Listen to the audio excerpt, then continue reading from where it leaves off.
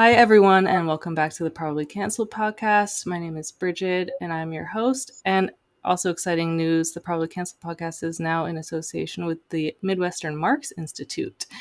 And today I am here again, back with Matthew Ehret, who is a journalist, author, and founder of the Canadian Patriot Review, as well as the director of the Rising Tide Foundation. So Matt has been on the show previously a couple times, and in light of the recent attempted assassination of Donald Trump last week, I'm super happy to have him back again to talk about all things related to assassinations and assassination attempts in American history. So I know this is going to be a super interesting and probably fun episode. So glad to have you back. How are you doing today, Matt? Hey, Bridget, I'm good. Thank you. It's always a pleasure to chat with you, and looking forward to this conversation as well. Awesome. So just to start out, would you mind telling our audience a bit more about the work that you do if they're not familiar with you yet? Yeah, sure. Well, I'm a writer. I guess I wear a few hats. One of which being a journalist, a geopolitical commentator. But I've also written a few books, and the books, whether it's the Untold History of Canada book series, it's 4 volumes, or the Clash of the Two Americas. I try to do that to give myself a bit of a historical framework for context when I'm asked to comment about something in the present time. It's really useful to have as much of a mapping of the contextual waves shaping and coloring whatever it is that you're looking at. Without context, it's easy to fall into irresponsible speculation. So I try to reduce that as much as I can. Hence, the books helped as a multi-year research project, and I created the Rising Tide Foundation with my wife, which is more of an educational, cultural platform. RisingTideFoundation.net. It's a nonprofit based in Montreal, and I do a few other things, but I try to keep busy. Awesome. And for everyone listening, I'm going to link all of your socials in the description of this episode below so people can find that work and your books as well. Thank you. And I just love your analysis. Every time I hear you speak or watch one of your videos on YouTube, I feel like I learn so much. Even my husband, we were watching one about the American Revolution for Independence, and we were like, holy shit, this guy really knows what we're learning so much that we never knew before. Oh, cool. So, man, even for a Canadian, you're really good on American history. Hey, Ash, thank you. Yeah, I guess it kind of helps sometimes to be an outsider, like looking into a thing, because what like you said, I'm a Canadian. I'm trying to I spend a lot of time trying to figure out what the hell is Canada, because it's a strange pseudo nation. It's got elements of being a sovereign nation, but it's really not, because it's also a hereditary monarchy built around deep state principles from the get go. And so that was an exercise for many years that I tried to unravel these Gordian knots. And I think I made some progress, and I had some help from people who shared my passion to try to figure out this bizarre entity that we were born into. But then part of the unraveling process, to some of the core cuts that had to be made in the Gordian knot along the way, we had to eat some humble pie, because a big part of Canada's the paradox of Canada is that we were always kept under the control of a British globally extended world government, like a British empire. And we failed to accept the challenge that was laid before us back in 1776, when we could have been the 14th member colony, joining the other 13, saying that we collectively together will reject the idea of empire as a system of organization and the idea of hereditary controls, and instead create new types of institutions founded upon a different ideal. Doesn't mean you're going to manifest it, but at the very least, it's a big win if you can actually create institutions based upon the consent of the governed and the general welfare of the people. That's a big win, and we failed. And throughout the next 250 years, Canada's story has been, unfortunately, a whole sequence of failures to accept these major moral challenges, where we just always became ever more set as a chess piece within a great game to disrupt, in many ways, the successes that had been made by the United States as potentially what could have been a positive beacon, and what I hope still can become a positive beacon for freedom around the world. And many, and I think this is going to touch on what we're going to be dealing with today, as far as the strange high density cases of dead presidents, which you can't explain most of that if you don't look at the role of British intelligence operations in Canada going back to the early 19th century, all the way up to JFK and even Martin Luther King, who wasn't a president but was presidential material as far as what he represented morally to the people and politically. But yeah, Canada was weird. And so anyway, unraveling or understanding what the hell made America good, since I believe for most of my adult life, or at least up until that moment where I started looking into these questions, I believe that America was intrinsically this evil empire that had done so much damage since Vietnam and Afghanistan and murdering global leaders. And that's all I saw. And corporate power abusing the people. I didn't see anything good. So it was, to answer the question of what was Canada, I had to figure out, well, what was it in American history that made it good that I couldn't understand at that time, which gave me the idea that, okay, there is these two opposing currents within American history. And hence the name of my new book, of my second book series, was The Clash of the Two Americas. That helped me sort of flesh out what were those two opposing currents and which one did the better American presidents who tended to die while in office, which current did they represent as a continuous process from those early days to the present. Yeah, I mean, in Canada, you guys still have the British monarchy on your money, right? Yeah.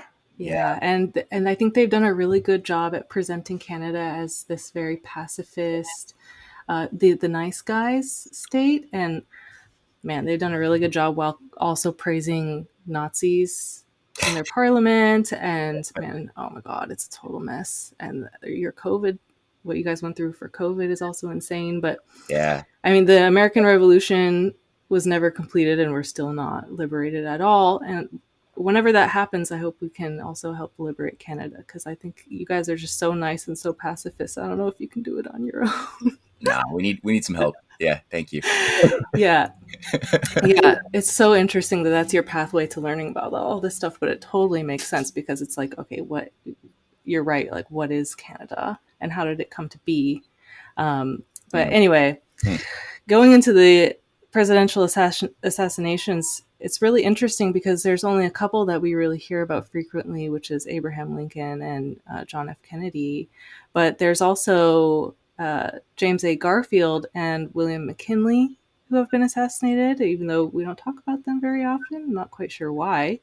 But could you give a little bit of info on the history of assassinations of presidential figures in the United States, and maybe a little bit of your insight of what you found might have been some of the motives there? Yeah, sure. That's a great open starting question. Well, this question is answered in more thorough detail for those who are not satisfied by the things that will be said in this podcast. The book series, especially Volume 1 and Volume 2, will flesh out a lot more of the details of what I'm going to say. But I would say, first and foremost, that although, as you pointed out, there were 4 provable assassinations of presidents, active presidents, there were 8 presidents who died while in office. And when you look at the circumstances, very shady, sus circumstances surrounding all of those 8 cases. And here Oh I'm my referring gosh. to those, I'm referring to William Harrison, the Whig president who died after 3 months in 1840, or Zachary Taylor, who died after just 2.5 years, another Whig leader in 1851. Or leap ahead a little bit and look at the strange death of a vice president under William McKinley during his first term. Gareth, I forgot his last name. Who also, his death in 1899 opened up the door for a really traitorous puppet to be installed as vice president. And as soon as that happens, it's usually the machinery of Tammany Hall, of the Eastern Brahmins, the Boston Brahmin establishment that has a huge amount of influence. It did back when they made their fortunes in the Opium Wars, and it does still to this very day. Whenever they are able to utilize their whenever they can't disrupt a nationalist president from gaining the position of being the chosen person of whichever party happens to, because it's not a question of like which is the good party. At different times, each party has been crappy, and at different times, each party has had good people who were able to utilize the instruments of whether the Democrats, the Whigs, the Republicans, to put a good person into a position of high influence. But when they couldn't disrupt that, they will at the very least use the same technique in every circumstance, which is to get a traitorous puppet vice president in, even if it means murdering a former vice president, in order to then position that person to become the president, as we saw with Teddy Roosevelt or Harry Truman or Andrew Johnson, who came in after Lincoln was murdered, who had all sold their souls to whatever. So all that to say, you got Harrison, Zachary Taylor, you got Warren Harding in 1924, who also died under very fishy circumstances after he pulled the rug out from the League of Nations and a lot of the protocols that were being created after World War I to try to create a one world government under a banker's dictatorship. That was subverted by Warren Harding, very short-lived president, and a network of people from both sides of the political aisle that were all equally patriotic nationalists that were working together to make bilateral treaties with Austria, with Germany, with Russia, with China, and not go through some supranational agency that was trying to claim that it must only go through this unelected bureaucracy of experts under the League of Nations and the Bank of England for it to be legitimate. And, Warren Harding, who was the last, I would say, Lincoln Republican until possibly Trump. But he was the very last Lincoln Republican until the neoconservative sort of infestation started really taking over the Republican Party. But he also died under, I think the official cause of death was like eating bad oysters or something. And Oh my God. yeah, and then you had obviously Franklin Roosevelt, who survived a couple of assassination attempts while he was president, but then still died just a couple of months into his last term. And under all evidence that I have seen, Roosevelt was poisoned by Churchill's people. This was something that was confirmed by Stalin, who hypothesized the same thing, that Roosevelt was poisoned to death. Holy shit. Yeah. And then so you got that, and all that to say, there is a common thread when you look at what all of these presidents are doing to different amplitudes. They're all, and I think this is more important than the whodunit, like which doctor or which cook slipped in the bad cherries or the poisoned brandy to Zachary Taylor. Which one of the three triangulated shooters killed JFK? Like what was their name? Where do they live? What was it? It's like, at the end of the day, what's more important, it's useful to know what we can know about the mechanics, but what's more important is why. What was the common thread? What were they doing? Who were they challenging? And what policies? Is it knowable to identify which common policies were being activated by each of these individuals, separated as they may have been by over 100 years? Mm-hmm. And yes, that is knowable to the inquiring mind, and we can see that there is a constitutional banking paradigm, which all of them are acting upon from 1840 all the way up until JFK.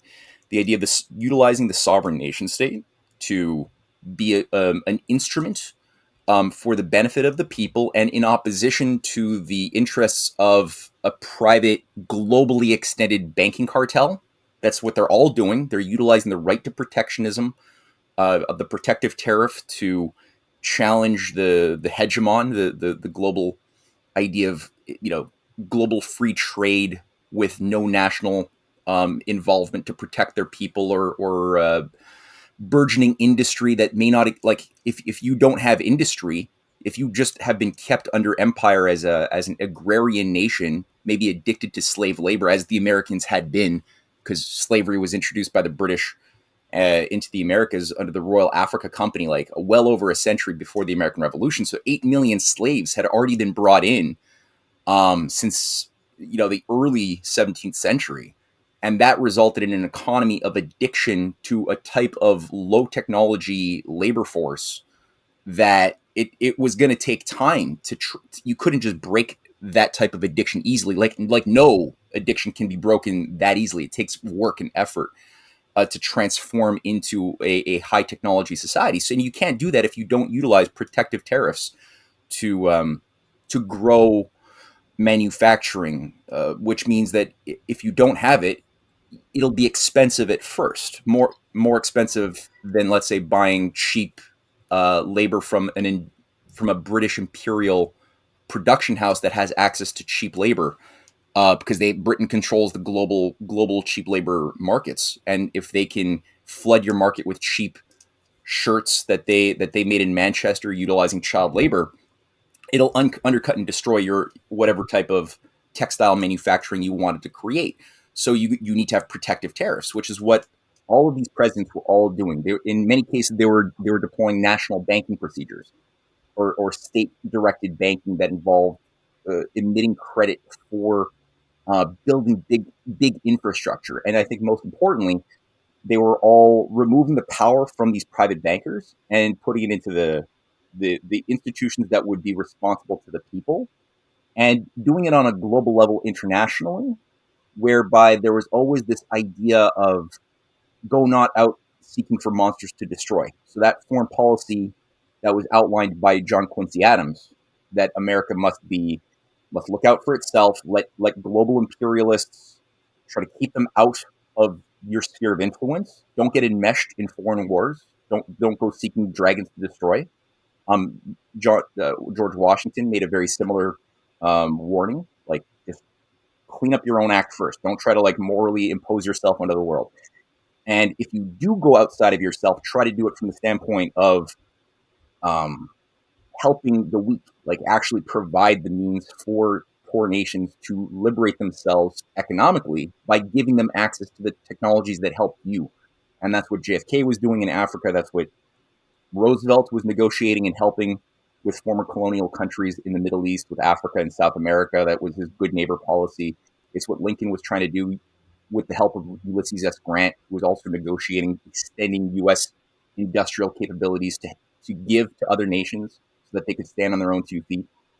And yeah, these are the sorts of considerations that I'm noticing that a lot of people just don't pay enough attention to. So they don't see the common thread very easily in their mind. They thus can't see what the conditions of the battle today are actually being shaped by because of that. So, yeah. Absolutely. That's everything. I mean, that's definitely the most important thing that we need to be focusing on is like what policies these people are attempting to enact Mm. that would actually be beneficial not only to Americans but also people elsewhere, that make them so dangerous to the international bankers. And man, I've heard multiple theories about Abraham Lincoln, for example, Mm. but in your view, what do you think Abraham Lincoln represented that the elite were so terrified of to the point where they wanted him dead? Yeah, he's an important one because he's so heavily slandered. Either, there's two types of fallacies done for the image of Lincoln. On the one side, for those who like him, they're induced to like him for the wrong reasons, and for those who hate him, they're induced to hate him for the wrong reasons. And the technique is always the same technique. You turn him into an angel. So a lot of his own enemies, who hated him and probably even participated in covering up his murder while he was alive, were a lot of those same Horace Greeley, for example, being one of these major assets of a global bankers conspiracy. Horace Greeley was a major press mogul, a sort of precursor to Hearst, Randolph Hearst, who managed like so many press agencies and groomed also Henry Luce later on, that ran Time and Life. But I mean, you have these assets who control the general opinions of the people, who then sponsored after Lincoln died, many of the biographies that glossed over the actual battle itself and the nature of what Lincoln was, and made him like an angel, this honest Abe who never lies, a man beyond men, like this sort of inaccessibly, impossibly perfect being, which was not true. I mean, that he had problems. He was a human who was trying to figure things out, who had to overcome a lot of fear. Um, but then his enemies are obviously able to say, "Oh, look, all of the bad people like Lincoln. Obama likes Lincoln." Steven Spielberg made a whole Lincoln bio, which has a lot of problems in it. And thus, because these people are bad, Lincoln must be bad because they like the guy, and whoever the bad people like must be bad. Look at Hamilton. That's why Hamilton is bad. They've got a Broadway play, and Obama's promoting it, and he's tied to the technocracy, and so Hamilton must be bad, or Martin Luther King must be bad because bad people like him. And it's like, well, wait a minute. Did they do they like the person itself, or do they like a scarecrow image built up of what the Mm-hmm. person is, devoid of the reality, the substance? And that's actually what it is, I would say. So all that to say, your question is important. Lincoln himself already made his stance very well known on slavery. People say, oh, it wasn't about slavery. He was a racist who didn't care about freeing slaves. And they use some out of context statement he made to Horace Greeley in the middle of the Civil War, where he said, if I could end the Civil War without freeing any slaves, I would do so. Um, that's one statement out of context. Now, if you actually look at his track record going back to the 1840s, when he first became a congressman sponsored by John Quincy Adams, he was brought in to the federal Congress to fight the transformation of the U.S. into an empire through what I think it was Polk, or I forget who, but the U.S. had just gotten enmeshed into the Mexican or the Spanish American War to take control of Mexico. And that's a very, very vicious war. It should not have happened. It was an unjust war. And America, I would say, really started losing its soul heavily by engaging upon that imperial intrigue. It had already made a lot of moral missteps before that, but that was a big one. And Lincoln, through his speeches with John Quincy Adams, played a big role at ending that war. And then, he didn't stay as he promised. He said, "My purpose is to end the war," and then he went back to becoming a lawyer in Illinois.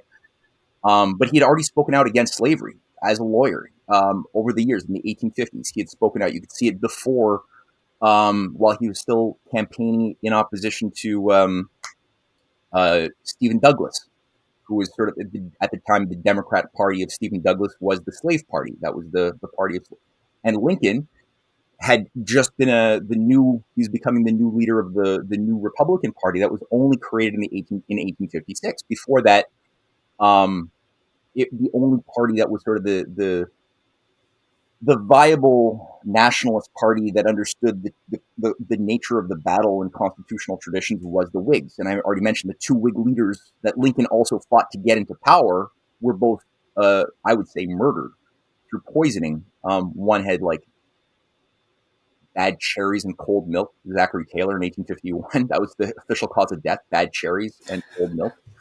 No, cold milk, not even old. And then Harrison just started coughing up black stuff and just keeled over after 3 months. But What?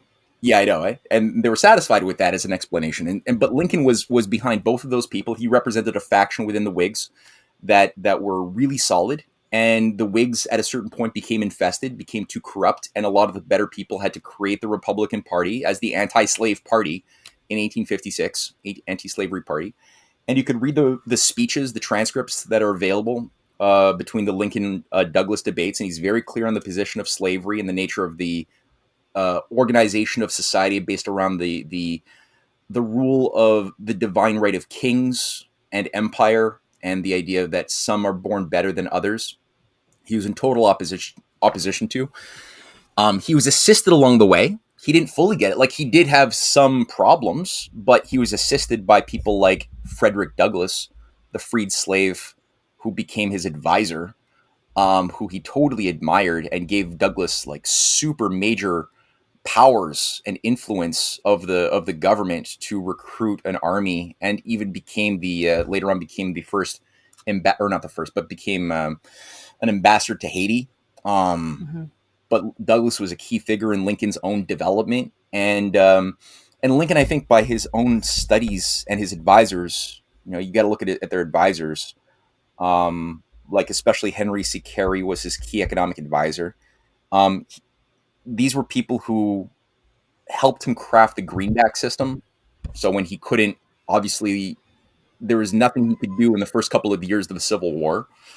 America was bankrupt. It was collapsing. The economy was in shambles. The private bankers from London and from Wall Street were only willing to offer a loan at like 35% or so interest, which was impossible interest rates for the nation to actually carry out the fight. And Lincoln basically had these advisors who gave him the insight that, okay, no, it's in the right of the nation. It's actually baked into the Constitution that you can coin currency, that the Treasury has the power through an act of government to be the to coin the currency that could then issue bonds that could be purchased by the people or by companies, that could create a network of national banks, which is what was built up during the Civil War, that would then put the private bankers, the private central banks, or both the private central banks that were making an effort to take control, but also the private array of thousands. There was like 5,000 private banks, multiple banks, all issuing their own currencies, their own notes,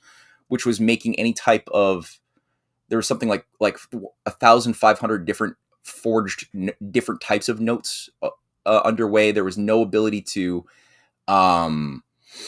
manage the nation in any coherent fashion. You couldn't have any type of balance of payments accounts. You couldn't. There was no protectionism. So there was no revenue coming in from foreign dumping of goods from England. So it was really bad before the Civil War.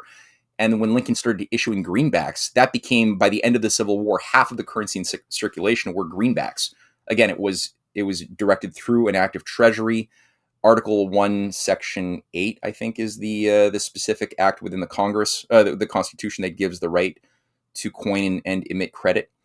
And it was tied to big projects. So it wasn't just like fiat speculative currency. It was tied to like concrete projects like the Transcontinental Railway, various industrial programs in both the North, but also that were supposed to be built in the South, which didn't get built because the slave power, though they gave up their slaves after they killed Lincoln, they just reconstituted their power base under Andrew Johnson, the vice president, who became the president, who gave them full access. He gave so many, what do you call it, amnesties to these war criminals, and let them basically take back control of their possessions. And then you had sharecropping, where the former slaves just became sharecroppers, who were still basically economic slaves for another century. But all that to say that wouldn't have happened had Lincoln's plans for Reconstruction and industrialization not been sabotaged. And that's what the greenbacks were done to do. So that was some of the reasons, on top of his protective tariff and on top of his tendency to look to Russia, which he understood, as well as South American nations, as core allies in the battle for global progress and win-win cooperation, which is where Lincoln and his advisors worked with, through Cassius Clay, the American ambassador in Russia. They negotiated with Tsar Alexander II for Russia to send the naval fleets down to the coasts of America as a message of solidarity, both to the Americans, but also as a message of a threat to Britain, saying that if you choose to jump into this war on the side of the Confederates officially, then this is a war with Russia. And that kept these other imperialists out of physically, openly joining in the fight, though they were helping out militarily by providing the weapons, munitions, the British bacon to supply the Confederate soldiers, as well as warships that were built in Britain that were sent down, or intelligence bases in Montreal or Toronto that were given over to the Confederacy to carry out acts of terrorism against Lincoln from the North, of which John Wilkes Booth, was famously deployed here twice for several months at a time, receiving directions, money, equipment, training from Confederate operators in British Canada, who then sent him back with instructions and a network to operate with, as a patsy, in a sense. Like, he did carry out the hit, but he wasn't alone, and he wasn't his own man, as is rarely ever the case. So, yeah, Lincoln had a lot on his hands. Yeah, and the way we're taught in the United States, or the way people speak about the assassination, is that John Wilkes Booth was just this lone actor who just didn't like Abraham Lincoln at all. So he went and shot and killed him. That's just straight up how it's presented to us. And now they try to present a lot of assassinations of all sorts Mhm. in the media in the United States. It's just, oh, the lone nut. It was just this school shooter was just some bullied kid, and Charles Manson was just some crazy schizophrenic guy with nothing to see here. There's nothing to see there. Yeah. Um, so, and a lot of people aren't even aware of the role of the British in the American Civil War and how much the British did not want the slaves to be freed because they have so much financial interest tied up in the slave trade and in slavery and the goods that were being produced in the United States at the time. Yeah, Uh, that's so big. Yeah, because like Britain thinks, because people often, and as a Canadian, I was told this too. You know, like Britain had a much cleaner set of hands because they had already banned slavery in Britain decades earlier, and it's like, yeah, but they didn't really ever need. They didn't have an economy that was wired and addicted to having um, slaves in England itself, like, you know, as part of your economic base. Britain was a globally extended supranational, more than a nation at that point. It had become a full empire, and it operated by primarily a more insidious form of slavery, by keeping nations backwards, as poor and impoverished and famine ridden as possible, so that their labor could be cheap. And that's what they did. Look at India. Um, yeah, Hundreds of millions murdered by controlled famines all over India or anywhere they touched.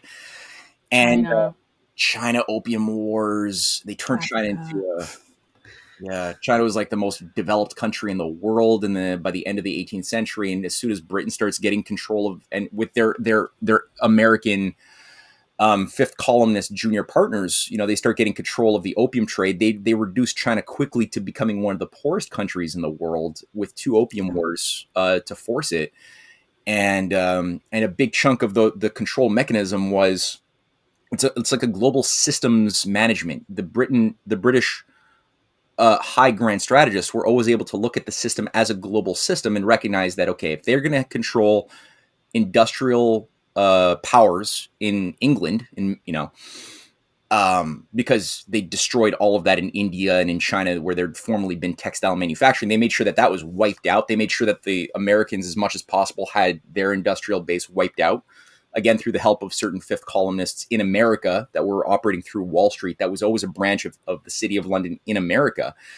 Then the way it would work was, okay, the cotton that will go for the manufacturing will come from the slave South, which produced 80% of the production from the slave South was purchased by Great Britain, and then they transformed that into textiles. They would flood them the global markets where all their colonies were from India and everywhere else, and India was no longer able to build They had no textile manufacturing, though they used to, but all they were allowed to do was primarily produce tea and opium, and thus they would use their revenue from the opium to buy what little goods that Britain was willing to sell them, that were produced in England, and then the opium would then be sent down to the organized crime networks of China that Britain had groomed and built up to keep China subdued and addicted to this soul killing substance, and they would just extract the silver from China and everything else, and whatever they could steal, they would steal, and everybody would be thus in a state of a closed system of dependency and stasis, and nobody could stand on their own 2 feet anywhere in the world. So they needed, yeah, the South, as you just said, to be in that addiction to slave production and no industry for that whole equation to work.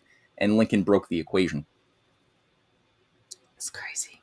Yeah. It's so crazy when you actually know the deeper story of this history. And this is just, I mean, you have photographic memory, I think, but and this is just skimming the top of the surface of how deep this stuff really goes.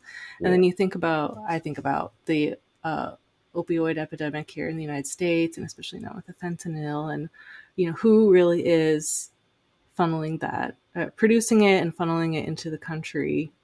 It's really bad in the United States now. And man, one of the best things that China ever did was to seize their country back and kill off all of these drug dealers and keeping the penalty really high for the drug. Yeah. trafficking. Yeah. Like I think it will cost you your life in China if you're caught moving drugs. Yep. And look at their society now; they're doing a lot better, even compared to India. They're doing so much better than India. Yeah, I mean, it requires the fight, right? Like, it's you can't be too soft in this sort of thing. And people often get all like, "Oh, human rights! Look what they're doing. They've put so many people to the death penalty." And it's like, well, if you want to really seriously send a message and extract this multi generational parasite that's been incubated and built up in your society since the 19th century, you kind of do need to fight. Like, you gotta set some examples. Unfortunately, that's real politic. I'm not for in principle the death penalty, but in the real world that we live in, I recognize that before society can mature culturally to the place that people are able to, that we can subdue this oligarchical parasite that's been like latched on to humanity for like millennia. Before you could actually, like, you got to be able to extract that, subdue it, and create some space for humanity, the real humanity, to start living and growing. To do that, it's going to require some fight. But you see it, yeah, the whole opium war logic has completely come home to roost. It had already come home to roost during the Cold War, frankly, and a lot of people blame. And this is again where the sleights of hand, the magician tricks come into play, as far as the historical raconteurs that are deployed to shape our perceptions of what the past is. It wasn't just to Mm-hmm. mischaracterize the personalities of what makes a Lincoln or a JFK by an official biography, which paints them either in one overly bright light that blinds you, or one overly dark light that also blinds you. Um, but rather, there's the selected historians who are vetted and given promotion by the New York Times bestseller books, or the Council on Foreign Relations books that are published. They've sold out, and they will go out of their way to acknowledge that there was an artificial incubation and growth of narcotics throughout the Cold War. A lot of this had a lot to do actually with MK Ultra. Um, but they will say, "Oh, thus it is China and the Chinese communists that were behind all of that as part of their warfare to destroy Western capitalist freedom." And it's like, well, when you actually and the similar vein, the similar narrative that was being in the 50s and the 60s promoted by the John Birch Society and various right wing think tanks that were promoting Austrian school ideology into the conservative matrix. This was begun as soon as World War II was over. There was the infusion of the Austrian school, aka um, rebranded Adam Smith British Imperial mode of thinking, but with an Austrian sort of imperial vibe to it, which is just, that's what the Austrian school was. I'm sorry for those who might like the Austrian school. It's not different in that sense qualitatively from the British Imperial Adam Smith's worldview. But all that to say, they started infusing themselves into Western conservative parties and groups, and they would make this argument that I just said, that the communists are using drugs to destroy the kids, to corrupt your kids, to destroy Western civilization and destroy your freedoms. And they continued that line into the present day, which is being revived around the idea that no, China is behind our fentanyl problems. China's doing reverse opium war, revanchism. And it's like, well, first of all, the whole thing's based on a fraud, because it was actually the Kuomintang of Chiang Kai-shek, who was always behind the Green Gang.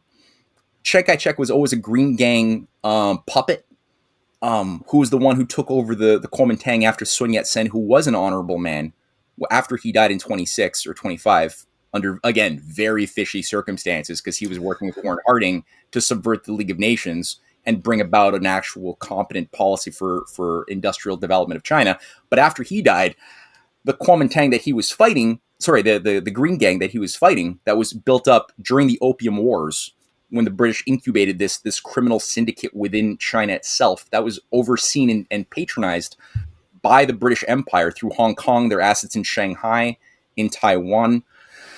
That's what took over control of the Kuomintang party fully.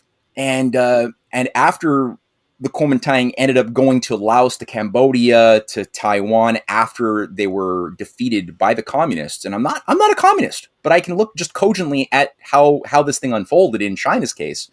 They were the ones who worked with the CIA and with MI6 to keep that opium production system that went into global heroin, the Golden Triangle, that brought in all of the narcotics through from East Asia and from into the Americas through Vancouver, the Silver and the Golden Triangles. That was all maintained by the Flying Tigers, the CIA front group of Air America that was built up around the Kuomintang in Taiwan. And to this day, that's still the problem of fentanyl. It's the primary places where that has been controlled and produced and then sent.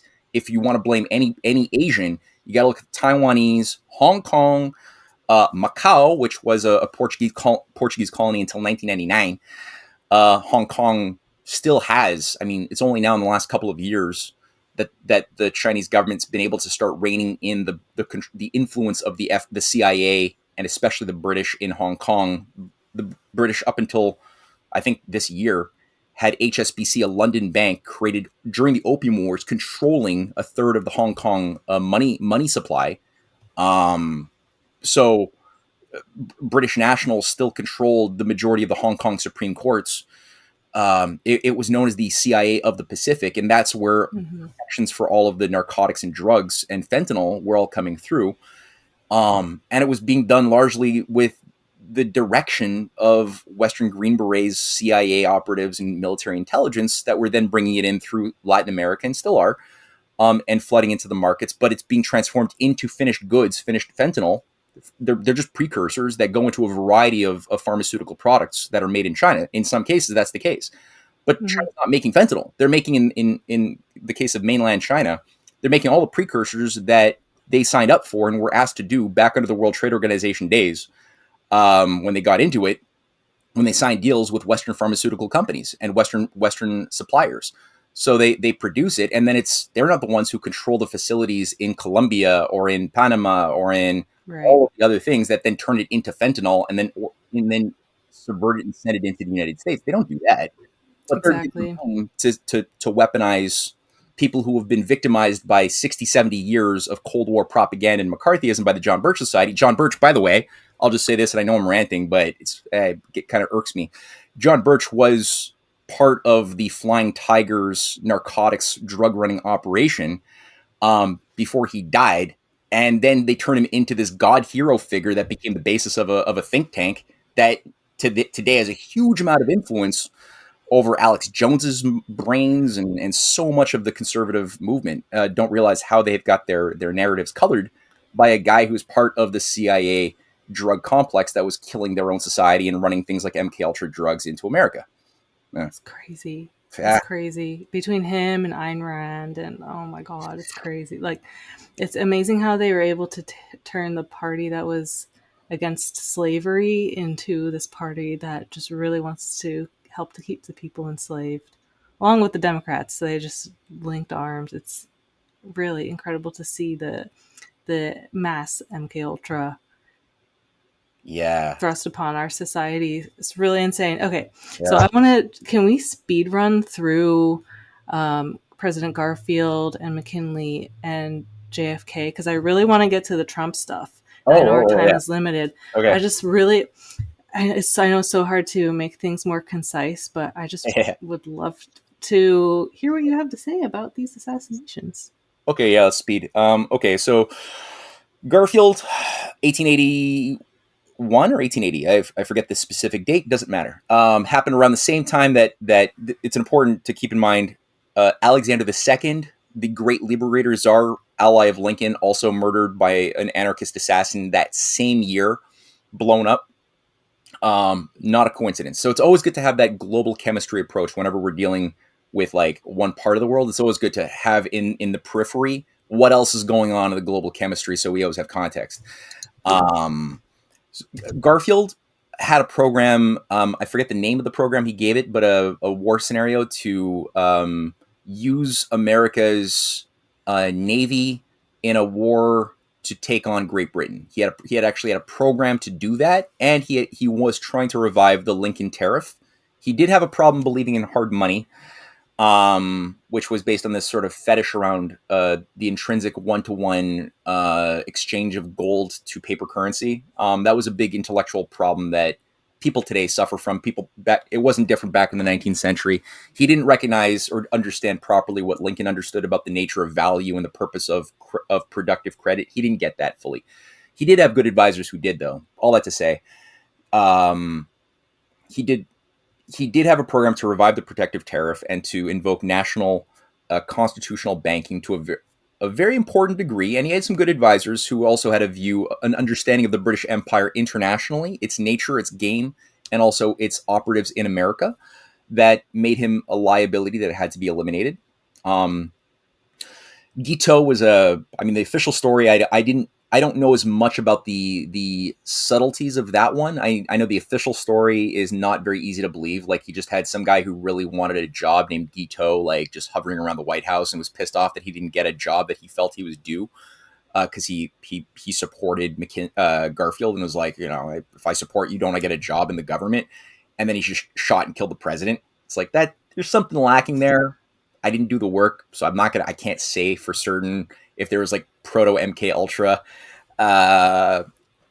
signs around his mind and his life. I don't know. Maybe somebody should do that work, though. I think I read that that psychologists later throughout the years have analyzed this guy's life and come to the conclusion that he was either a narcissist or a psychopath. That's what they recorded. Yeah, that's their easy brushstroke. Just like brush away any actual useful details we could understand from like why somebody is motivated to do something. It's just, oh, he's just a psychopath. It's just the way it is. Move on. It's like, well, wait a minute. What makes that happen even?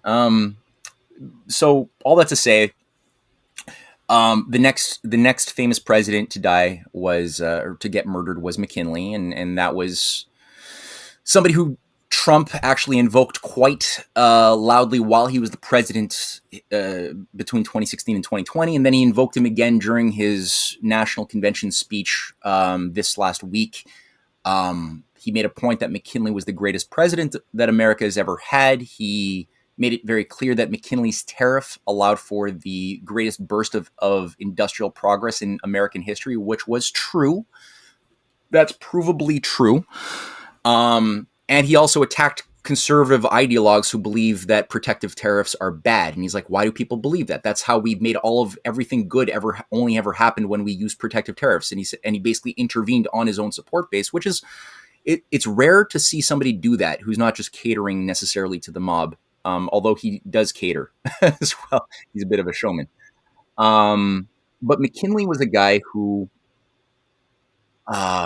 he was really a self-conscious Lincoln Republican. He was supporting the extension of the transcontinental railway systems that America had built up. I mean, it went from something like, in 40 years before him, it went from 4,000 to something like 280,000 kilometers of railways.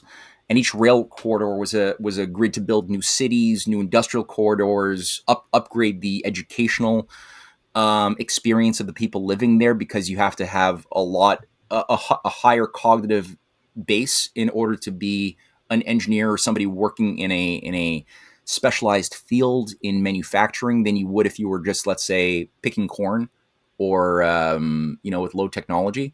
So there's this nonlinear transformation of the people that is beyond a value you could just judge with money per se, or some scalar metric that the mathematicians try to impose onto economics, that the real economists who were working with McKinley understood this higher transcendental value. So anyway, he was doing this, and he had just given a speech the day before at a Pan American conference about the extension of rail through the Darien, they call it the Darien Gap, through Panama down to South America, connecting the South and North American rail corridors, and he did it with a spirit of reviving, where he extolled the importance of the Monroe Doctrine to keep America liberated from enmeshment. And he could see, like, he was trying to get America out of the Spanish-American War #2, which Teddy Roosevelt had played a big role at getting the U.S. sucked into through an inside job, which involved a fake attack on the SS Maine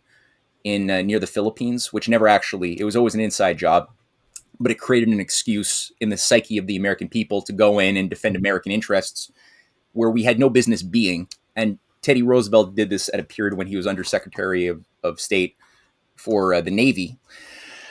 And McKinley was always pissed, was always trying to extract the U.S. from that and to restore an idea of an anti-imperial U.S. foreign policy. And unfortunately, as soon as he gave that speech, the day later, he was killed. And as you pointed out before we hit record, you made a really good point that I took a note of, that the anarchist who was deployed to carry out the murder of McKinley was somebody who was associated with Emma Goldman, who herself, she had several anarchist communes in the United States, in Buffalo, and there were Chicago, Cleveland.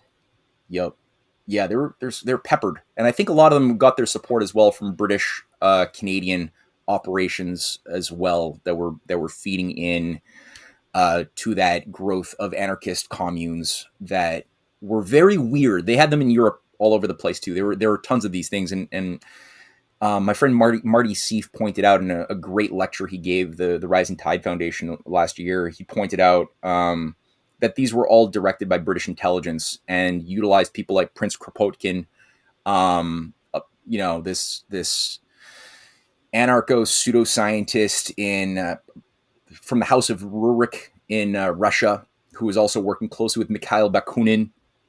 That overlaps with the Blavatsky, what becomes later on the Blavatsky Theosophy networks. Very, very overlapping. And that Chicago is a big zone as well, where you had a lot of the theosophical hubs with New York, Chicago, and Washington. And Chicago is huge. They overlap the Swedenborgians, the various anarchist groupings there, that are just grooming these disposable idiots who can then be sent out after getting like their own proto MK Ultra experience in the commune to then carry out a hit, of which there were something like 36 or 37 high-level statesmen between 1880 and 1914 who were all murdered by these anarchists deployed by England. Britain was the hub where you had the first anarchist international conference. That's crazy. Yeah. Can I make one point about the guy who killed McKinley? Yeah. And shot him after that speech? Was that, okay, I was reading about the history of this guy. He was a Polish immigrant. I can't remember his name. I don't know if you know his name. Yeah, it's hard. But allegedly he was interested in anarchism, and he was inspired by a speech that he saw Emma Goldman give. And then later on, after the speech, he went and sought her out at the commune where she was staying. And when he went to the commune, he was aiming to speak with her, but when he arrived, she was on her way out, heading to a train station. So she just connected him with her like network of anarchist friends there. I think it was in Cleveland. And then he later on went up to Chicago and made connections with the anarchist like cells that were there. And he freaked out these people so bad that they published in one of their local anarchist pamphlets a notice about him, that they think that he was a spy that was sent undercover to meddle in their affairs. And then later on he killed McKinley.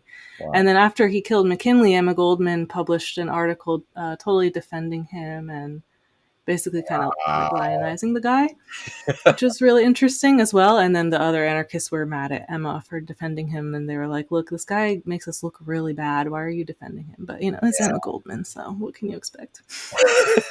Well, she was like a real modern priestess of the whole thing. And yeah, no, it's a great point you made. I didn't know that until just now. And I think it also shows the fact that most of the people who get pulled into these movements are well-intended people. They're not in on the big joke. And then you create these movements, these structures for people to get involved with, out of which you can then infuse a Charles Manson to then, you got the countercultural movement, a lot of well-intended, romantic, people who have a bit of a naive view of how reality is shaped, who are all together now. But now that they're beating to a similar frequency, you can introduce a Weather Underground, a Bill Ayers. You can introduce a Manson. You can introduce somebody then as a provocateur to then either make turn this beat frequency into an organized mob, or as they did in the case of the Paris communes or a variety of places, as we saw it with Antifa riots galore. A lot of the Yeah. people left to their own volition would not have turned over cars or lit people on fire or anything. They wouldn't have done that. But that's the thing with the mob and a controlled provocateur. Provocateur. Yep. And so that's how a lot of this stuff is played. But then yet Yeah. Emma Goldman, at a certain point, she finds herself in a jail in America, and she's sponsored to come to Britain and leave the United States after paying bail by Bertrand Russell, because he's a member with her of the Neo-Malthusian League, which John Maynard Keynes is a part of. It's a global population control religion that has this institution of the like the Malthusians are it's the pseudoscientists around the British Empire around Thomas Malthus, who believed in mathematical controls of population for the greater good. And so she's a member of this thing. And yet she's the one promoted as like this feminist celebrity superstar for some reason, for empowering women. Like, how, what? So that's shady.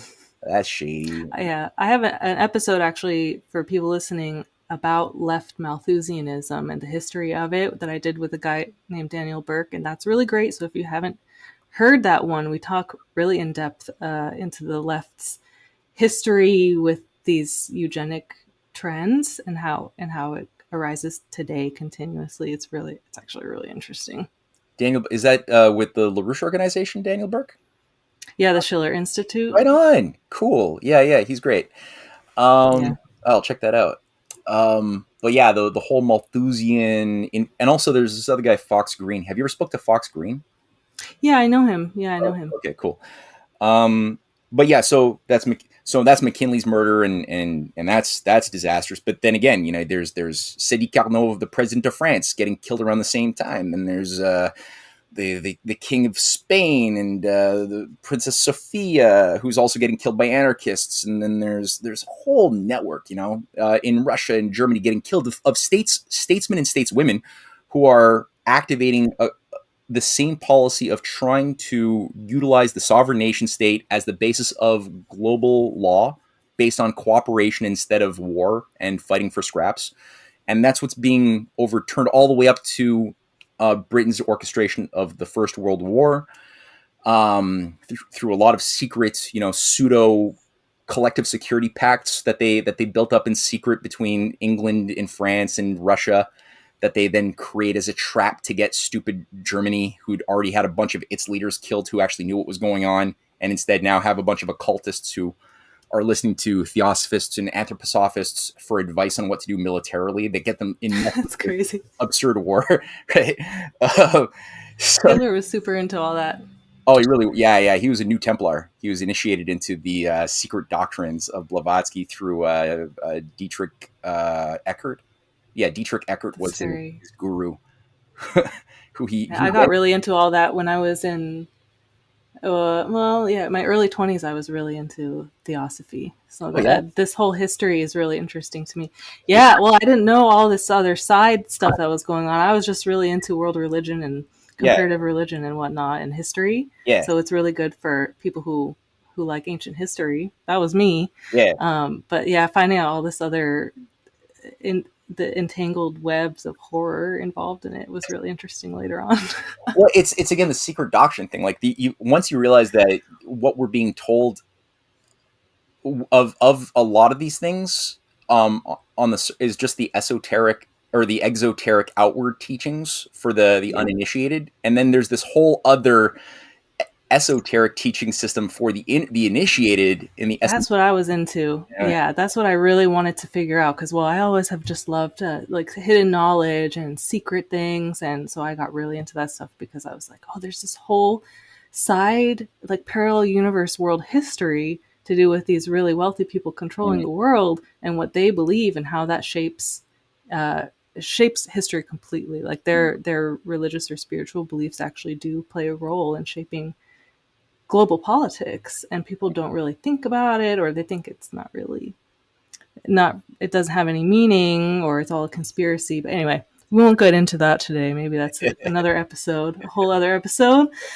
But it's very real. The the secret doctrine.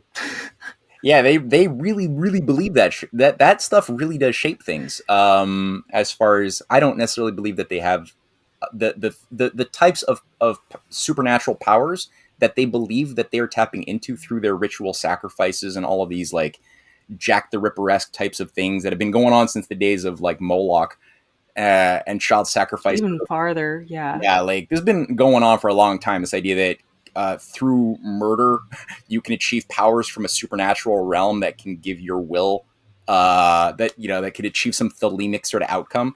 That's like an old thing, and they've been constantly just replaying this again and again every freaking generation. And I don't believe that they have those powers, but at the same time, they believe that they do, and they do things according to the belief that they do. And we can't Right. understand anything about our history unless we recognize that Yeah. ideology is real. Right. It doesn't matter whether or not we believe in what they believe. It matters that they believe it. Yeah, Like what we think about their beliefs has no like it doesn't matter. So no, people listening to us that think we're crazy right now, I swear to God, when you actually look into this stuff, it will blow your mind what these people actually yeah. believe. Like I'm pretty convinced at this point that like most of the wars, although they have like a geopolitically pragmatic purpose to them, um, there's also a tendency towards many of the big wars a ritualistic twist too, as far as a purgative sacrifice of blood and things like that.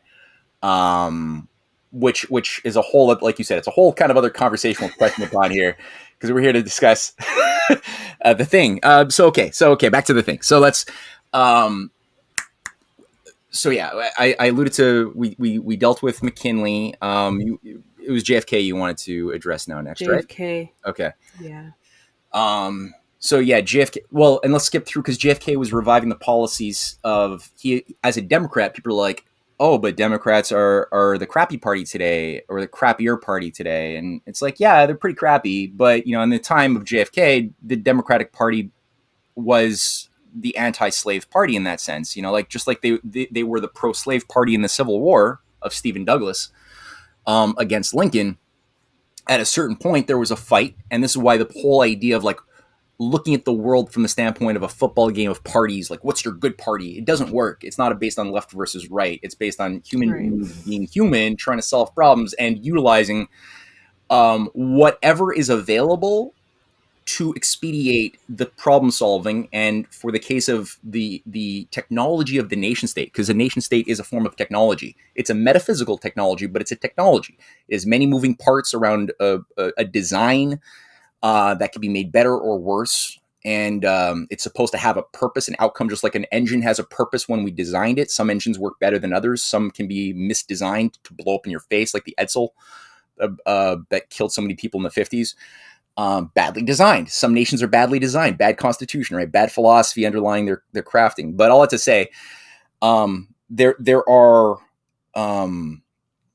the parties that exist in any country can be used for good or for bad, depending upon the cultural level, the idea of leadership. Do you have a culture that encourages people to grow their faculties and to take personal ownership of the consequences of where their society is going and the health of their own souls in that context, to the point that they're willing to even die for the sake of a principle that means more to them than the health of their bodies?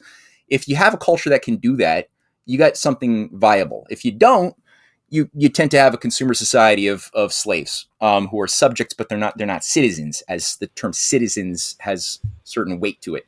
So JFK, Sounds familiar. yeah, right. Seen something like that before. um, so all that to say, it's JFK was a Democrat. He was a student of FDR's policies. He gave speeches on the need to have a more modern form of New Deal. He had a very good set of advisors as well, but he also had a lot of vipers. I mean, his um, administration was infested with Allen Dulles acolytes. The whole Joint Chiefs were warmongering. Boo. Yeah, big boo. They're all terrible people. You had Rand Corporation. cyberneticists getting a huge amount of influence over the controls of policymaking within government that he had to deal with. How much of this he understood, I don't know. But he himself did model his policies off of the success of what he understood to be what made America good. And so I would say for FDR, as I mentioned earlier, FDR did suffer 2 assassination attempts, one of which from a disposable lone gunman figure, an anarchist, Giuseppe Zingata, in February of 1933, who was promptly sent to the electric chair before he could testify or say who was deploying him. Who was, again, Hmm. anarchist Freemason, low-level guy deployed, probably given a story, not that dissimilar from the story given to that idiot kid who got onto the roof of some building just a few days ago, to sit there with a rifle and wait to get your head blown off. Oh my Um, God. yeah. That's crazy. uh, so I mean, you feel bad for these people in some sense. I don't know what kind of MK Ultra type of coloring they were given. But that seemed they killed that anarchist Giuseppe Zingata fast in 1933. Then there was a business coup that could have seen Roosevelt also died, and luckily you had General Butler who blew the whistle on the J.P. Morgan DuPont business coup that would have installed a fascist government in America in the 1930s as a solution to the Great Depression that they themselves had also caused. They being Yeah. the financial bankers who created the Wall Street bankers who created the speculative bubbles in the Do you 1920s. think it was engineered? Sorry, but like, do you think the Great Depression was intentional? 1,000%, 1,000%. Yeah, Yeah. it totally was. That's a whole other episode, but yeah. To say it quick, yeah, they created under Coolidge. As soon as they killed Warren Harding, Andrew Mellon was able to have full reign, who was the Treasury Secretary. So Warren Harding's dead now. Now you have Coolidge, a dumber version of George Bush Jr., installed as the new president in the 20s, who's then going full hog with deregulation of the markets, ending all of the whatever protective tariffs were there, opening up to speculation on real estate and whatever. And for 8 years, the U.S. becomes this like speculative hub of just making money with money and making money with debts that don't exist, because you had these broker call loans being given out. And so brokers could like take out loans that were beyond the money that they were playing with, to the point that it like over exceeded the value of the markets by like fourfold by 1929. And when they got the bubbles to grow sufficiently, then they could pop it on a specific day where they got they called in all the broker call loans, and they knew that the brokers didn't have the money to pay the loans. So there was going to be a massive wave of chain reaction defaults, which was very foreseeable. And this is what Roosevelt exposed in the 1930s when he sanctioned the Pecora Commission, to force a lot of these bankers to audit the banks to see how they orchestrated this thing. They forced into the public light the preferred clients list of J.P. Morgan, which meant all of these people on the list, including Coolidge himself, including many people in the government, including Hoover, the former president, were all given notice that they could sell their stocks short, sell before the thing was blown out, and turn their stocks into cash, and then use the cash to then buy physical assets that for pennies on the dollar after the bomb had been detonated. So totally 100% controlled demolition. They had to psychologically terrorize and destroy the people, make them starve in America for a few years, so that they would then accept something unthinkable, which was fascism and eugenics as the new miracle solutions to all your problems, which was being marketed by Randolph Hearst, from the Hearst Press, who became a big enemy against Franklin Roosevelt, Henry Luce, pushing Mussolini as the great miracle man on Time Magazine and Life Magazine for years. And these became the instruments, like Luce, after Roosevelt does die, in really weird circumstances. And just like Warren Harding, there's never an autopsy. So Weird. people say, oh yeah, he died of brain aneurysm, or he died of bad heart. It's like, there's never an autopsy. You don't know what you're talking about. There's been nothing. So, bullshit. Anyway, after that, these are the instruments, Henry Luce, that uses Life magazine especially to promote psilocybines, right, and the growth of MK Ultra and LSD, and it's through his conduit that Luce is doing this with J.P. Morgan's vice president, Gordon Wasson, who becomes like the guru of magic mushrooms for the new burgeoning counterculture, right? Wow. After all, so Life magazine is the key to making this happen.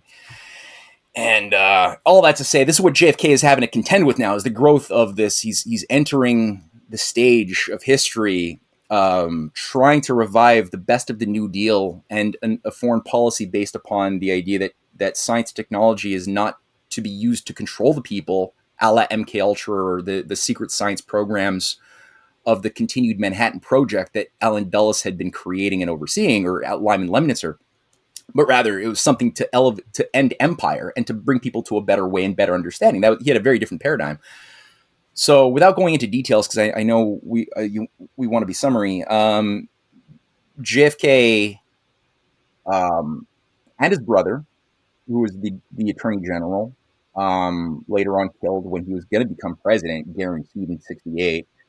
They saved the world several times over by through the. I mean, there were so many things that they did that it's very difficult to just list them. But they had a program to create a bridge of communication with the Russians that defused what could have been a real thermonuclear confrontation with Russia over the Cuban Missile Crisis, which the members of the Joint Chiefs of Staff were willing to double down on and to actually go to military hard war with Russia. That was actually a policy that they were the Kennedys were fighting the whole time.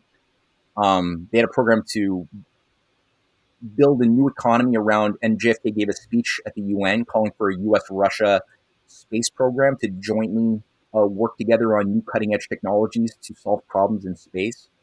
The Nuclear Test Ban Treaty was a part of that to transform the atomic power from being a war-driven science into something based upon um, purely civilian use of power.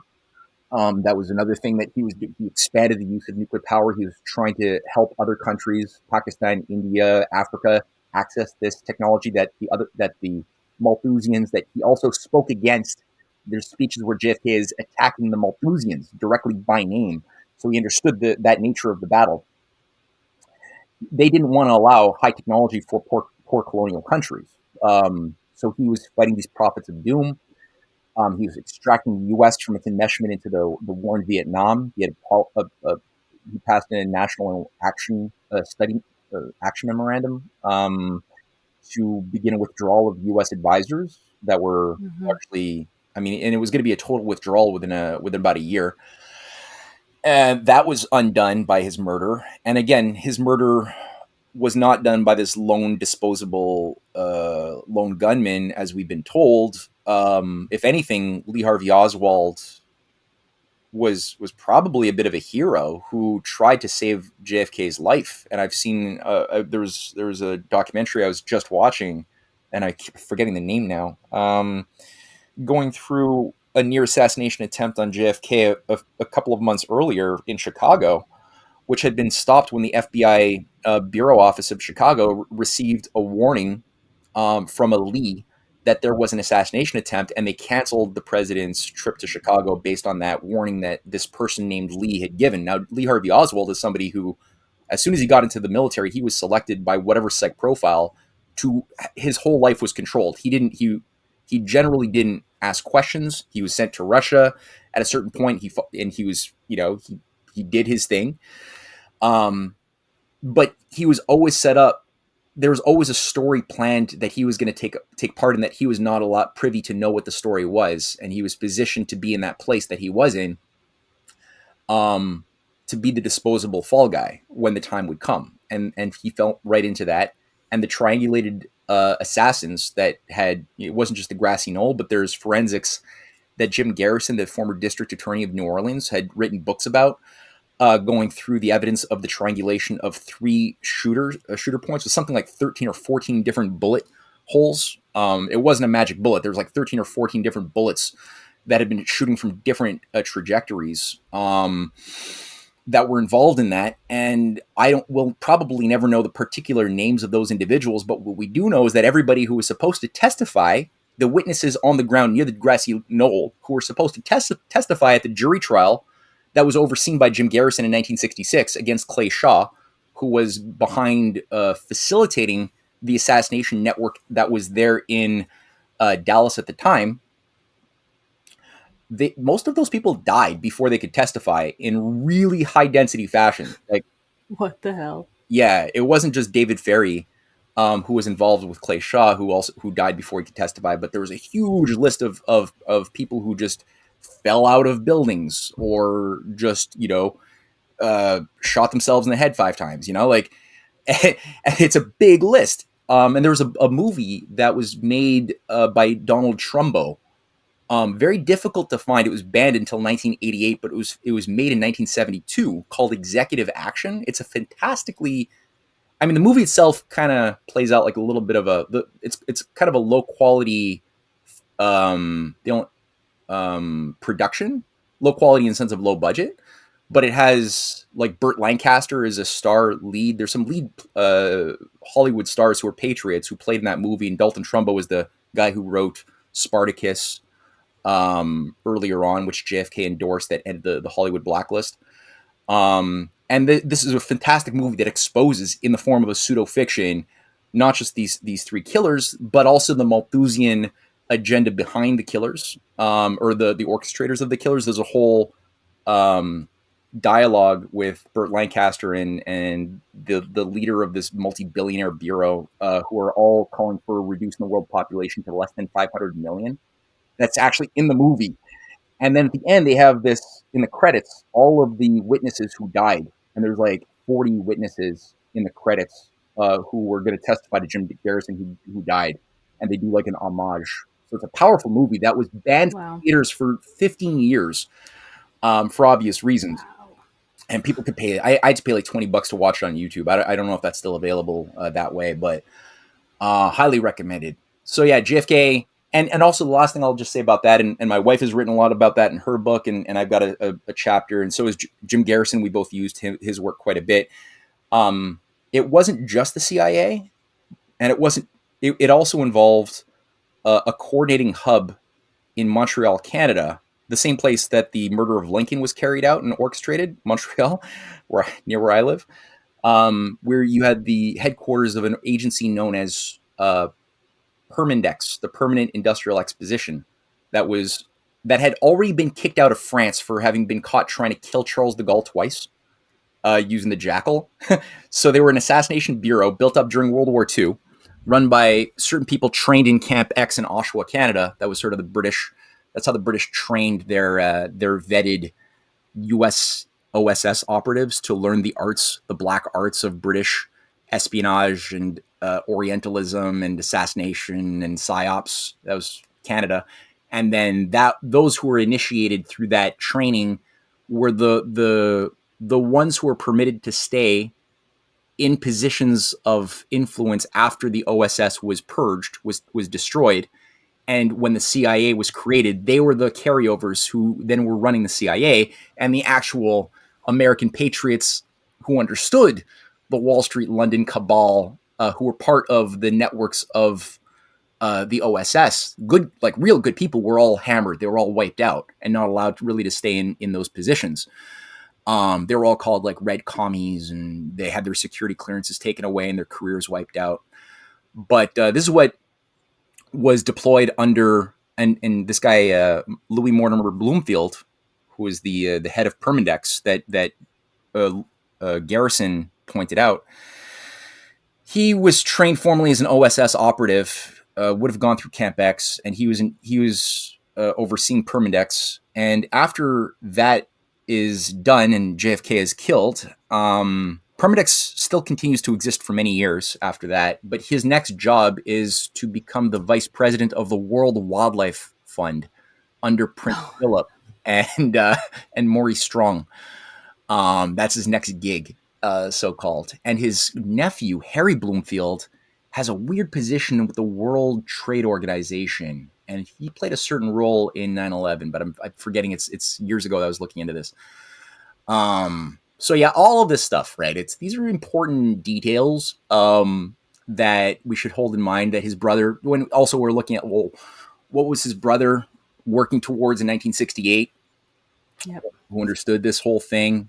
And people say, oh, was it the mafia? Was it the Texas oil barons? Was it the CIA? Was it French imperial fascists? Was it It's like, yeah, kind of, but they're all sides of the same thing. It's all sides of Operation Gladio. It's all sides of the same NATO secret army, unreconstructed Nazi fascist network that was, wired by Dulles, that was overseeing MK Ultra, that was utilizing a lot of the science built up by the Nazis under Mengele and under their different mind control programs. That was also tied to Tavistock, which Oh it my God. appears Hitler was also he went through a Tavistockian brainwashing with Rudolf Hess back before World War One, and there's evidence for that that's pretty irrefutable that's what happened to him. Uh, No way. yeah, it was before Dietrich Eckart initiated him into the secret doctrines. um, but he was in England, getting a little in Tavistock, England, and there's That's crazy. yeah, he did like a self portrait of him sitting on a with no face, sitting on a watercolor, Oh sitting over no. a blood red pond or little mini river with a very specific rock bridge that's so specific that it is this bridge. There's no other bridge like this specific bridge that he painted and they discovered in the 40s of his paintings and sold it for millions of dollars. But that bridge is in Tavistock, England, in what later on becomes Tavistock, the brainwashing clinic that oversees MK Ultra, that oversees the Nazi mind control programs. So this is stuff that people could learn from easily and get like a sense of, well, what the hell is the nature of the thing that is trying to upset the app, like overthrow the game board today. That might have something to do with an assassination attempt on President Trump more recently. So that Yep. these are factors. Yeah. Well, also JFK was too soft on Cuba, and they didn't like that either. So it was Vietnam and Cuba. The deep state was like, "Oh hell no, we got to take you out." And also, another side note, I have a whole episode on the RFK assassination with the historian Lisa Pease, Pease, and she wrote a book on it. Mhm. And the story of Sirhan, who was the first ever quote unquote Palestinian terrorist in American history. And that whole thing. So if you want to learn about that, Yeah, I go and would. listen to that episode. Shameless promotion, but that episode is also really good. But yeah, let's get into the Donald Trump situation. So a lot of people, I keep hearing people say that the whole thing was set up and that Trump orchestrated it in order to gain, to get that iconic photograph of him with his fist in the air with the flag in the background and to garner further support for his campaign. What's your thought on that claim? Like, do you think that he had like a little pouch full of fake blood that he smeared on his ear as he fell to the ground, or were the bullets real in your mind? Because this seems to be a hotly debated subject currently. Yeah, it is full of. I don't want to give any definitive answer 100% in any direction necessarily, but I do sense um, that Trump is he's a bit of he's a disruptive influence to the oligarchy. I'm very very much persuaded that the oligarchy didn't want Trump in the first term in 2016. They didn't want him, and I did follow his policies pretty closely. Um, and he did a lot of disruptions to things that were supposed to be brought in under Clinton, under Hillary. And he did make a lot of movements towards like destroying NAFTA, undermining the World Trade Organization, undermining NATO by making bilateral agreements for cooperation with China, with Russia, on all sorts of things that were very positive, that are good. He brought in a lot of people that were decent, like Colonel McGregor was brought in. He tried to extract the CIA from the military, things like that. Getting out of the Paris, decarbonization Mm-hmm. protocols, all fine, Yeah. fine, good things that I don't think the oligarchy was happy with those things happening. That being said, I do think that they want to get Vance in as president. Like I was alluding to how they position traitorous vice presidents into place to get them in at an expedient moment throughout history. That's one of the techniques and formulas that's been done to death, no pun intended. And I do see obviously a replication of some of that. There were, I mean, I'm processing a lot of information myself, just like we all are. I've recently been looking at forensic evidence that's been presented that I find pretty persuasive that there was a second shooter further down at a further range, like 450 meters away. This kid was clearly a cardboard cutout throwaway kid with no serious training. They would not permit somebody like that to be involved with carrying out such a high value targeting. It would necessitate somebody much more competent. Yeah. So there's that element. There's also the fact that it appears, and I mean, the date of the whole assassination attempt is relevant to me. Because July 13th was the reputed birthday of Julius Caesar. Um, and I know that Robert Kagan had already given like one of the in November 30th, he wrote a Washington Post article calling essentially for Trump's assassination and likening him to a new Julius Caesar, saying that if he's permitted in there, like Julius Caesar, he'll make himself dictator for life. And so he said, for those who understand what I mean, they should do something about it accordingly. And, there was a big picture in the Washington Post of Julius Caesar getting stabbed by Brutus and the 30 collaborators who murdered Julius, Uh-huh. and that's significant for those who pay attention to the longer waves of history. That's a significant. It means a lot, and the oligarchy pays attention to these things very seriously. Yeah. A So, side note to Julius Caesar, which I've always my whole life heard him referred to as this like horrendous dictator that deserved to die, and mm, it was a great act that he was killed. But for people listening, a lot of them are aware of Michael Parenti. mm, Michael Parenti wrote a whole book combating that mainstream narrative about Julius Caesar, and actually historically notes that Julius Caesar was actually trying to make a series of reforms to help the people, and those around him would have lost so much of control and money that they had to take him out, and that actually the story is opposite. That he says that Julius Caesar was actually a figure of progress. So if you haven't read that book, people listening might enjoy that too. So it's interesting that you bring up Caesar and how he's portrayed in the media too. interesting irony. Eh? I gotta order that book and read it. It's. Do you find that he proves his case pretty well that Julius Caesar provably was trying to make these positive reforms? According to the history, Yeah. yeah, yeah, it's not a. Actually, I have it right here. This is the book. Right You on. go check it out. Okay. Yeah. Another shameless promotion, but Michael Parenti, he really knows his stuff. Okay, cool. Yeah, I'll order it and I'll read it. But yeah, that adds another layer to the whole story, right? Another thing that Robert Kagan, this is the neocon, a co-founder of the Project for a New American Century, and the husband of Victoria Nuland, right, who was writing this article. Another thing that he had said in this Washington Post piece was that Nikki Haley is the only possible choice for the Republican Party to save itself, and at the time that Trump, that same day, though Nikki Haley was not scheduled to speak at the Republican National Convention, it was that very morning that she was given the invitation by somebody in the Republican National Convention to go and speak, putting that would have put her in a position that she was not supposed to be in, because she's supposed to stay as far away from. Now she ended up.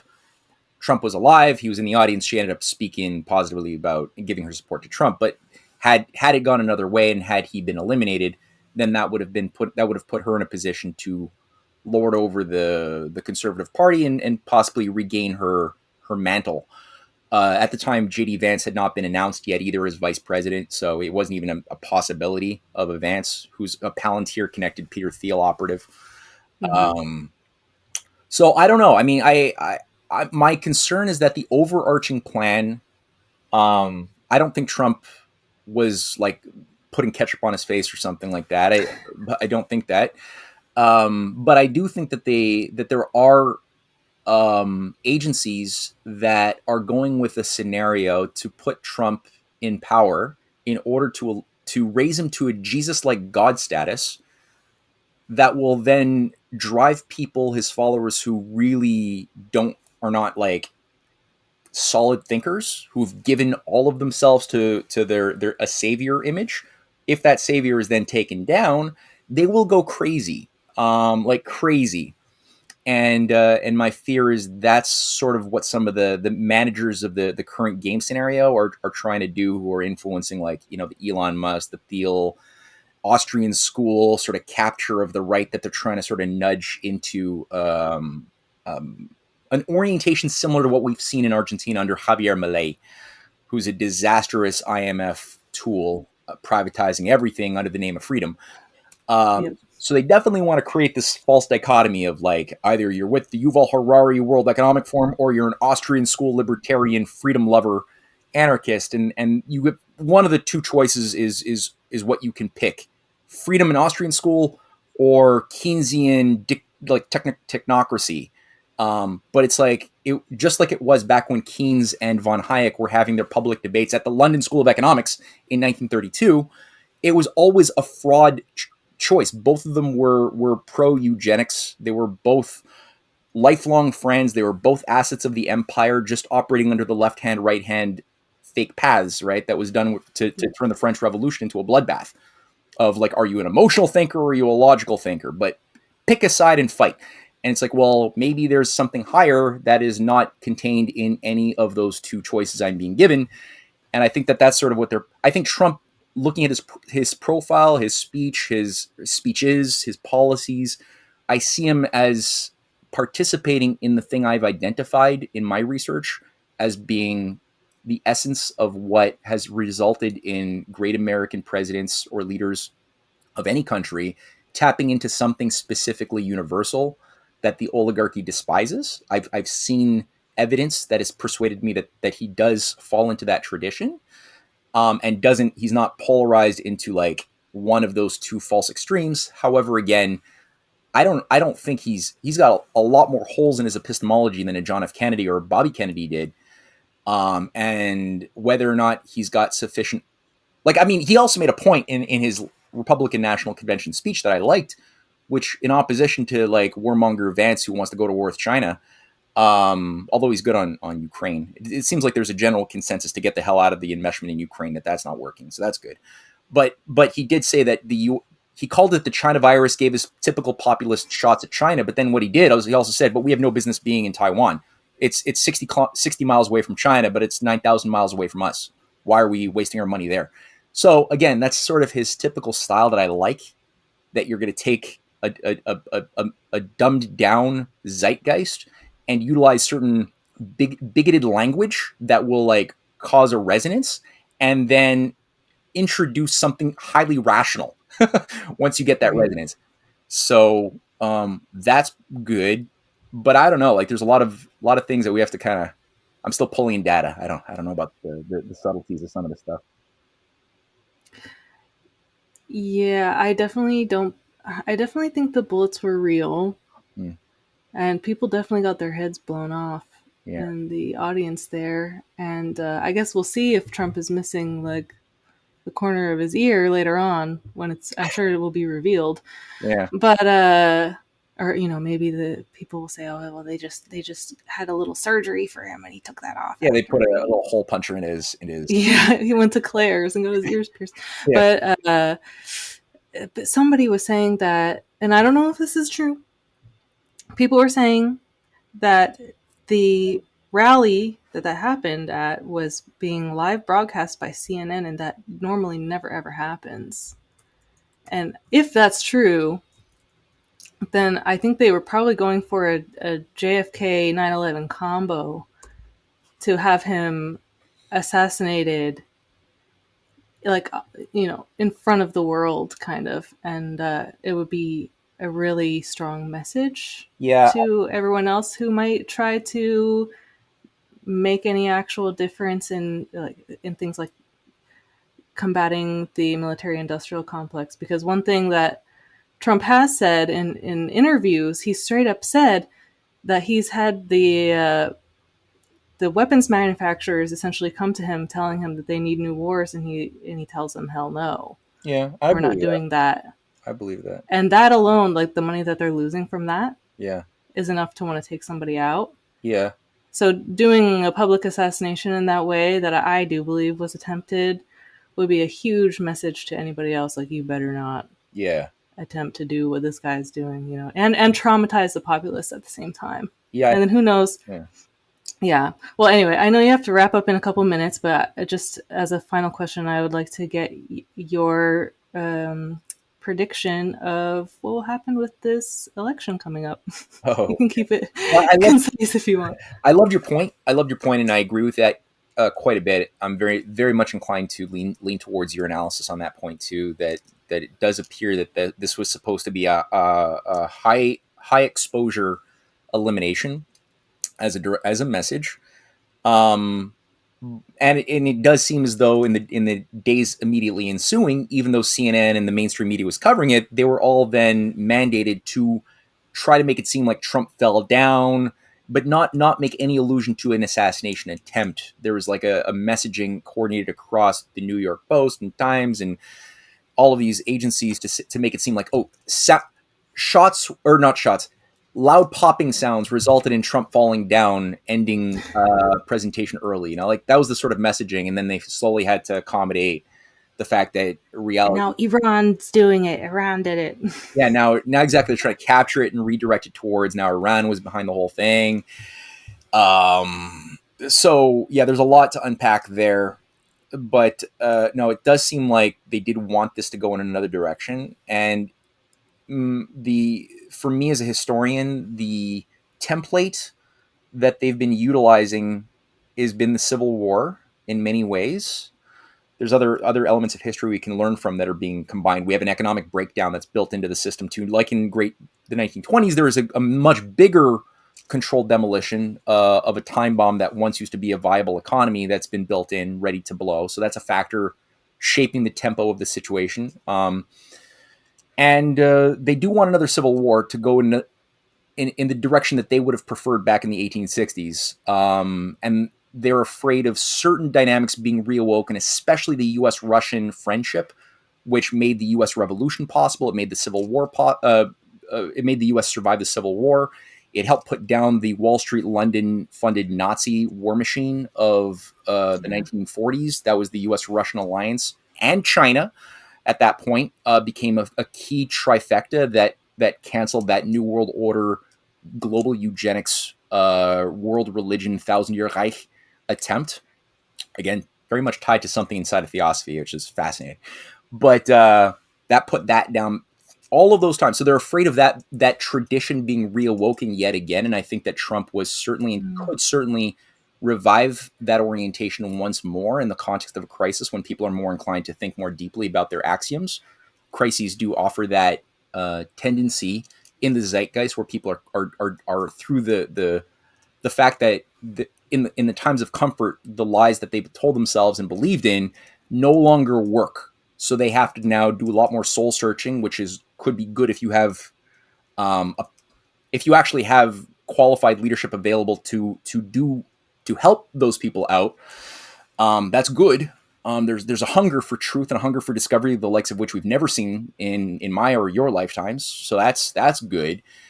But again, the danger of eliminating Trump, driving the population nuts, inducing maybe some acts of, like Alex Jones, I think he's stupid on a lot of things, but I think he made a good point that one of the likely things that they'll try to continue to do now is more acts of domestic terrorism, blaming it on Trump supporters in order to inflame more a new Antifa 2.0 Black Lives Matter riot.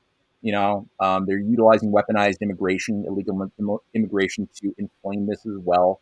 So they're putting a lot of their efforts, even on the side of the conservatives. There's efforts to infuse all sorts of new Templar revivalism amongst a lot of the supporters of Trump, who are being trained to see him like a new angel figure, a new Jesus figure, which could drive Yeah. and make them weaponized to play right into the situation of civil war. So there's a few danger points, and I hope we can navigate through that. But Trump had better have his own private security and not rely on the Secret Service anymore. I hope that he learns a lesson from that, but I don't know. Yeah. Buh. Well, maybe they're going to assassinate Biden with this COVID virus he's got right now. We'll see. uh, Yeah. Well, Matt, this has been amazing. I don't gotta cut you loose. You're welcome back at any time, and I'm gonna link all your socials and your YouTube channel and your websites in the description below so people can find you. cool. And I really appreciate this. Has been super educational, very interesting, and I'm sure our listeners can go down endless rabbit holes from listening to this one episode. Yeah, So I thank would you so imagine that it much. could. Yeah, thank you. All right, talk to you later. All right, have a good one. Hey.